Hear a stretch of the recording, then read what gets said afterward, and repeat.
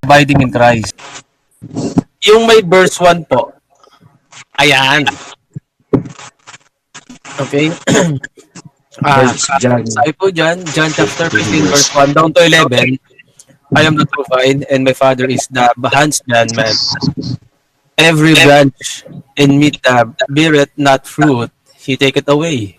And every branch that beareth fruit, he purgeth it, that it may bring forth more fruit. Verse 3, now ye are clean through the word which I have spoken unto you.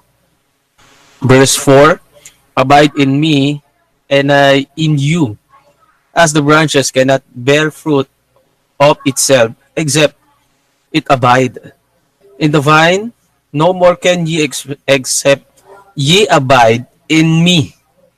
Verse 5, I am the vine, ye are the branches. He that abideth in me, and I in him, the same bringeth for much fruit, for without me ye can do nothing. Verse 6, if a man abide not in me, he is cast for us. A branch is withered, and men gather them and cast them into the fire, and they are burned. Verse 7, if ye abide in me, and my words abide in you, ye shall ask what ye will, and it shall be done unto you. Verse 8, therein is my Father's glorified, that ye bear much fruit, so shall ye be my disciples. Verse 9, as their Father hath loved me, so I have loved you, continue ye in my love. Verse 10, if ye keep my commandments, ye shall abide in my love, even as I have kept my Father's commandments, and abide in his love. Verse 11, these things have I spoken unto you, that my joy might remain in you, and that your joy might be full. So sa ngayon, mga kayong hapong ito, mapag-aralan natin what is abiding in Christ. So when we say abiding, that is 100% dependent to our Lord Jesus Christ. No other than that. Because ang kausap niyo yun is disciples, ang nagsasalita ang Panginoon, and how many times niya sinabi yung abide na yan? The word abide na nabanggit dyan is 9 times niyang binanggit yung abide. So, abideth, no? Dumepende. Wala siyang ibang sinabi, dumepende ka sa kanya. Dumepende ka kay Juan de la Cruz. No. Abide in me, abideth me. So, God wants His children to fruitful and joyful, and His children will live and enjoy blessed life. But this will only happen if we continue and abide in Christ. The word abide is mentioned 9 times in John 15, verses 1 down to 11. So, sabi dyan, magiging successful, the word successful, fruitful, di ba, and joyful, the children of God, when our life is already abided in Christ. Nakadepende kay Lord. No? Next slides. Sabi po dyan, in a Greek word that is menio, to stay in a given place, relation, or expectancy, continue, dwell, endure, be present, remain, and tarry. Stand and tarry. Diba? Look at the meaning from the Greek word relation. Yes, we have a relationship with God. Yes, 100%. No question. No other question for that. Continue. Yes, we are already continue. Dwell. But sometimes we cannot. Sometimes we cannot endure. Right? Sometimes we cannot stand for His will. Sometimes we stand in His or in our will only, not for His will. That is the big question for our Christian life. Right? Yes, sometimes we still remain in His doctrine, in His love, but to endure is not. I don't think so. No, kung I cannot judge you, my brethrens. I cannot judge you because according to Matthew 7 verse 1, wala po yan dyan. Judge not and you will be not judged. Huwag tayong humusga upang hindi tayo husgahan din. So relationship, that is 100% we have. Continue, yes, nagpapatuloy tayo dyan. Kasi continue and endure, ang laki ng pinagkaiba niyan. Ang laki na po pinagkaiba kasi you will be continue without love. But to endure, have love.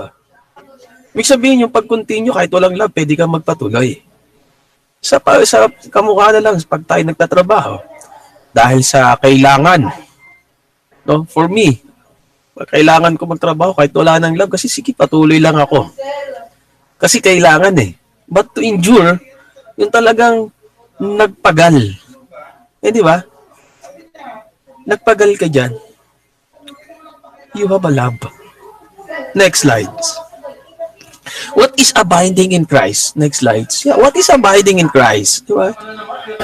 Yan. Number 1, abiding in Christ means to stay in dependence on Christ. Makikita natin doon in verse 4 and 5, abide in me, that is the secret word, and I in you. Tama? Sabi niya, magstay ka sa akin, and I will stay for you. Endure with me, and I will endure with you. Diba? As the branch cannot bear fruit. Of itself, totoo na kailanman kung tayo po ay lalayo at hindi dumikit sa ating source of life, we cannot bear fruit. Yes, sometimes, katulad nga nung sinabi ni Pastor Raymond, di ba? Hindi blessing ang tawag dun kung ang nasasagasaan yung will ng ating Panginoon. Right? This is not a blessing. Bear fruit, ibig sabihin malagong isang Kristiyano. Malago ka sa Word of God. Inside and out, nakikita sa yan. Lalo na sa bibig natin. At hindi lang yun, syempre, kasama dyan yung ating financial blessings. So, what kind of blessings? Sabi niya, hindi mo yan magagawa. Cannot bear fruit of itself. Hindi mo magagawa yan. Yes. Meron bang isang sanga na namunga na walang ugat? Namatay yun. Except, sabi niya doon, except it abide in the vine. Who's our vine? No other than the Lord Jesus Christ. No more can ye except ye abide in me. Walang kahit na maliban sa akin. Sabi ng Panginoon. Verse 5. Pinakilala niya, who is the vine? I am the vine. The Lord Jesus Christ said, ye are the branches, kayo ang mga sanga. He that abideth in me, and I in him. Again, he said, the same bringeth forth much fruit, for without me, you can do nothing. Diba? Kung wala ako, wala kang kayang gawin. Wala tayong kayang gawin. Bring it more, much fruit. Diba? Ibig sabihin, pinapakita rito kung kaano dapat kadepende o kadependent ang isang Kristiyano sa ating Panginoong Hesus. Number 2. Yan. Abiding in Christ means to endure the trials and purging. Look at that. Look at the word endure. Not continue, right? Not continue. Hindi continue ang binanggit. Hindi continue ang ginamit ko. Alright? Endure. Every branch in me that beareth not fruit, lahat ng mga nasa akin na sanga na hindi nagbibigay ng bunga, he take it away. And every branch that beareth fruit, he purgeth it, that it may bring it for more fruit. Ibig sabihin, hindi naman sa tinanggal ka. Hindi naman sa tinanggalan ka ng kaligtasan. Hindi. Kasi ang tingin ng iba dyan, tinanggalan ng kaligtasan. Pero mali. Take it away means more fruit. Magbibigay siya at magdadala siya ng mas maraming bunga. Amen? Magdadala siya ng maraming bunga. Yung tingin ng iba dyan, kaligtasan niya, no. That is not a salvation. That is, even word salvation is wala naman dyan. Remember, our Lord Jesus Christ, He's saying, take it away, and every branch that bear it. Remember, Job said in 121, diba? The Lord gave, the Lord hath taken away. Blessed be the name of the Lord. Diba? Abiding in Christ means to endure the trials and purging it. Kahit na anong pagsubok, nakakapag-endure sila, nakakapagpatuloy. I mean, nakakapag-stay ng matagal. Sobrang tagal. Hindi lang matagal, hindi lang sobrang tagal. Nag-stay talaga para sila ay mas lalo lumago. Number 3, medyo mabilis ba? No? Yan. Sabi po dyan, abiding in Christ means to continue in obedience to God's command. Yes! Yes. As a Christian, we are obedient in God's command. But sometimes, Christians are not. At minsan, ang Kristiyano hindi. Diba? Minsan, masabing Kristiyano tayo, it's okay. Okay na yun. Okay na yan. Diba? Okay na yan. No. Abiding in Christ means to continue in obedience to God's command. 9 and 10. Verse 9 and 10. As the Father hath loved me, so have I loved you. Continue ye in my love. Magpatuloy kayo sa pag-ibig. Ginawa tayong martir ng Panginoon, right? I don't think so. Naalala ko sa gospel ko nabasa yun eh. I don't think so. Sana makita ni Pastor Raymond. Yung sinabi na kapag sinampal ka ng kaliwa, pasampal mo rin yung kanan mo. Di ba? Tapos, ang sabi pa niya doon sa susunod na sabi pa ng susunod na bersikulo doon, kapag pinalakad ka ng 1 kilometro, lumakad ka ng 2 kilometro. O, di ba? Ano ibig sabihin nun? Tinuruan tayo ng Panginoon na maging martir sa kalakihan ng pag-ibig sa kapwa. Sabi niya, as the Father hath loved me, katulad ng pagmamahal sa akin ng Ama, so have I love you. Ganon ko din kayo kamahal. Kaya kayo'y magpatuloy sa aking pagmamahal. Hindi baga ang pagmamahal ng Panginoon ay kamartiran? Why? Sino ba naman baga ang mga taong makasalanan upang tubusin ng Panginoon dito sa lupa? Kaya naman niya tayong ipaimpyerno lahat. Right? Kayang-kaya niyang gawin yun, pero no. Nanatili yung agape love. That agape love brings redemption to us. Diba? Napakasarap. Ang gusto niya lang, continue to obedience the word. On the commands of God. In God's command. Verse 10, if ye keep my commandments, kung kayo ay mananatili sa aking commandments, no? Ye shall abide in my love. Kailangan magpatuloy din tayo sa ating pag-ibig, even as I have kept my Father's commands. Kahit ako, yung command ng aking Ama ay aking kinip, ibig sabihin, itinago. Hindi lang basta tinago, minahal niya. And abide in His love. Ako ay natantili din sa kanyang pag-ibig. Ang Kristiyano, sobrang yaman sa pag-ibig yan. Pero sometimes, sabi nga nila, nawawala. Pero mali. Remember the short story of Moses, hindi naman siya nakarating ng promised land, right? Pero, nawala din yung pag-ibig niya. Saan? Sa mga Israelita. Dahil sabi ng Panginoon, tuktukin niya lang daw. No? Tuktukin niya lang daw yung bato para makainom sila. Ay, anong ginawa niya? Hinlampas niya ng malakas. Kaya mapait ang lumabas na tubig. Oh, di ba? Nawala ang pag-ibig ni Moses sa piniling lahi o sa kanyang lahi, sa piniling lahi ng Panginoon, ang mga Israelita. Ibig sabihin, kapag nawawala ang pag-ibig, hindi nakakapag-isip ng maayos. Pangalawa, hindi siya nakakapag salita ng maayos, hindi na nakakapag-desisyon, hindi na siya makausap. Worse na kung yung nawala na yung pag-ibig niya, worse na po ang mangyari sa isang tao na tahimik na lang. Wala na siyang pakialam. So, obedience to God's word.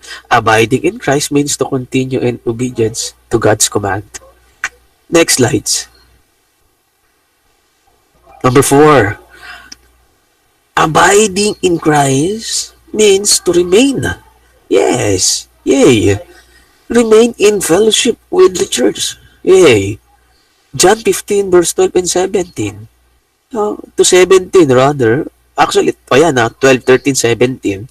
Nilaktawa lang natin. Alright. Sabi niya dyan, this is my commandment, that you love one another as I have loved you.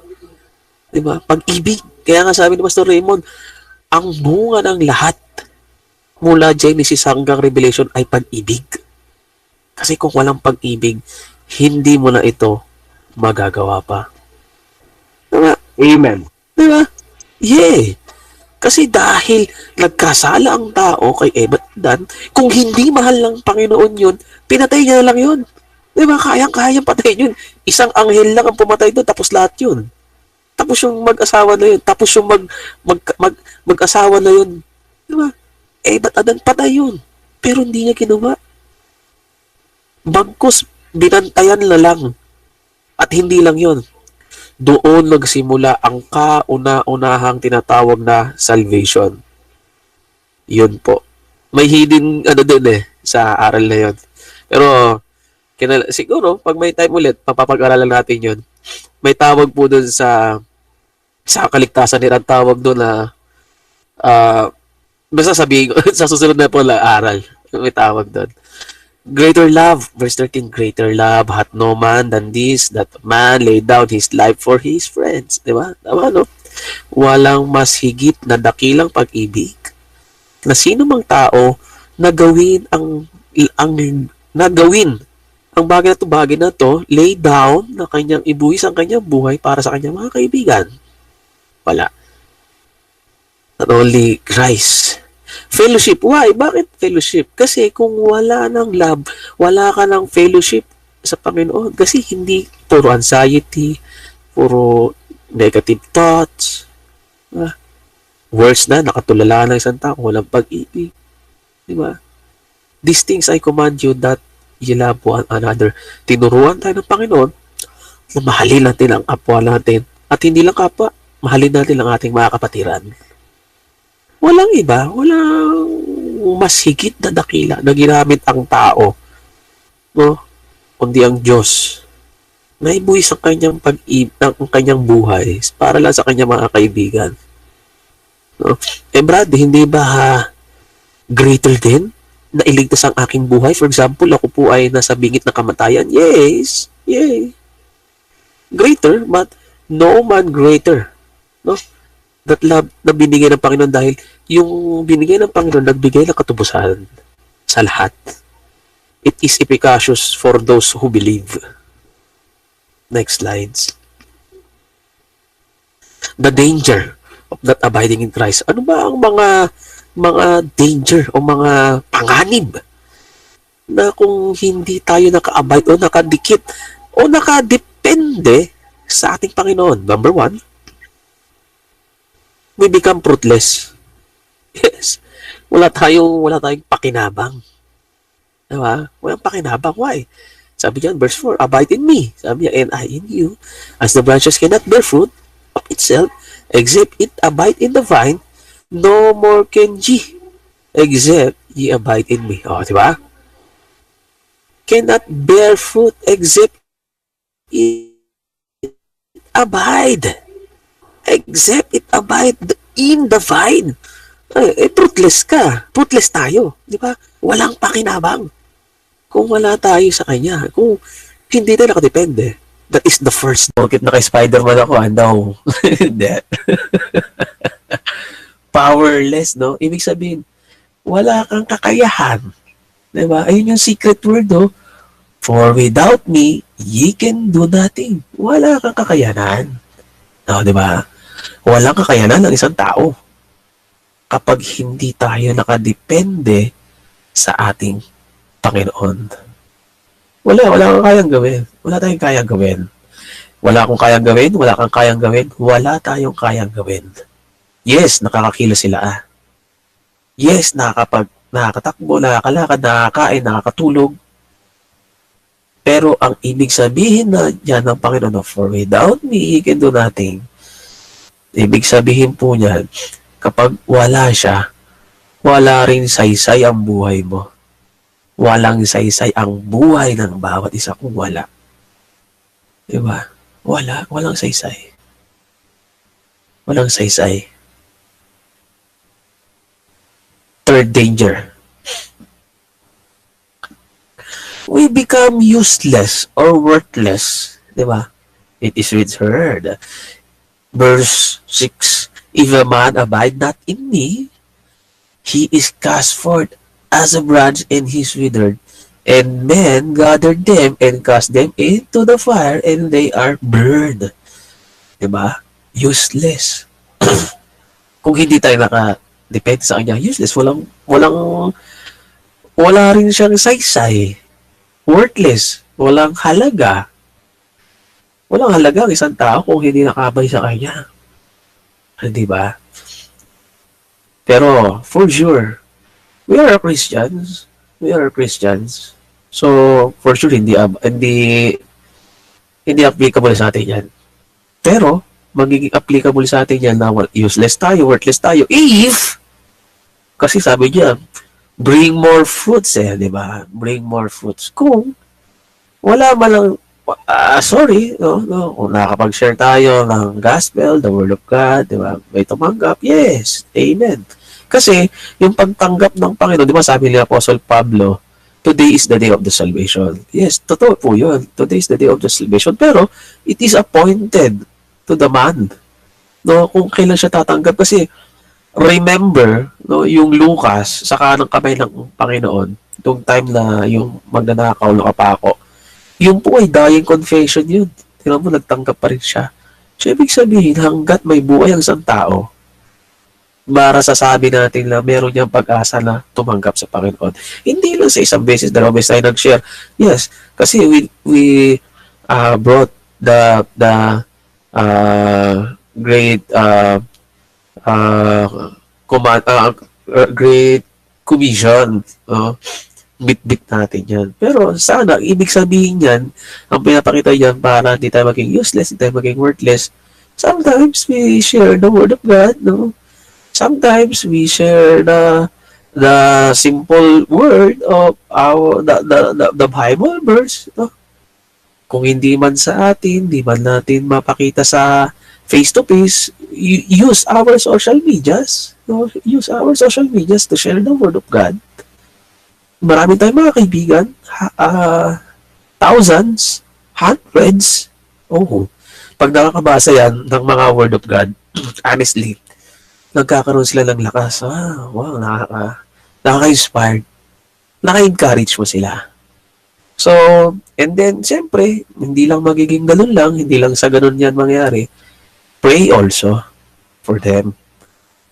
Tinuruan din tayo ng Panginoon na manalangin para sa kanila. And then, yung last, last slides natin, yan, the blessings of abiding in Christ. Yan. Siyempre, kung may danger, may blessing. Di ba? May blessing ang pagdikit sa ating Panginoon o pagdepende sa ating Panginoon. Number 1, 2, 3, 4, 5 yan. Ayan. Number 1, we will experience a blessed fruitful life. Di ba? May experience natin yan, hindi mo pwedeng hindi. Kaya sabi ni Pastor Raymond, hindi Hindi po pwedeng hindi mapagpala ang isang anak. Anak niya yun, pangako niya yun eh. We will receive God's provision and answer to our prayers. Diba? According to His will pa rin. Alright? We can render to God glory and service. Verse 8. Nandun po yan. We can experience God's love to the fullest. Diba? Verse 9 and 10, pag-ibig yung nabanggit niya dyan. We will have joy to the fullest. Verse 11. So, yan yung mga blessings. Imagine, hindi nga lang 5 yan eh. Actually, napakaraming blessings ang Panginoon na dapat natin pagpasalamat. Pagkaroon tayo, ma-experience natin yung blessed, fruitful life. Yes, thank you, Lord. No? Praise God. Yung provision niya, yes, thank you, Lord. Answer prayer, yes, thank you, Lord. Kaya nga tayo minsan, hindi minsan kaya nga tayo may prayer request eh. Alright? Kaya nga kapag tayo ay we can render to God glory and service kapag tayo ay nagsisilbihan o naninilbihan sa ating Panginoon, yung ating puso ay may kagalakan. Di ba? We can experience love, yes. Sabi ng Bible, kung hindi ka marunong magmahal ng kapatid mo, First John yun eh. Di ba? Kung hindi tayo marunong magmahal, hindi mo mahal ang Diyos. Hindi mo talaga siya tuloy na mahal.